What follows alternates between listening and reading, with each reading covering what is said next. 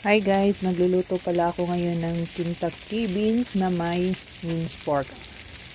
Yan po, niluto ko po muna sa mantika at iset aside muna para matanggal yung extra mantika dito sa ating recipe. Ayan, mag-isa po tayo ng bawang at yan po ang minced pork.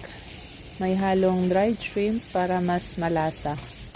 Lutuin lang natin yan at pagkatapos ilagay po natin uli ang ating Kentucky beans at nilagyan ko po ng dagdag pampalasa, asukal, kaunting asin at oyster sauce.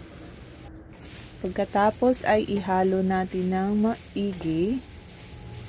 Tikman kung swak na sa ating panlasa at ayan, ready to serve na po siya. Ayan, masarap po yan, promise. Thanks for watching.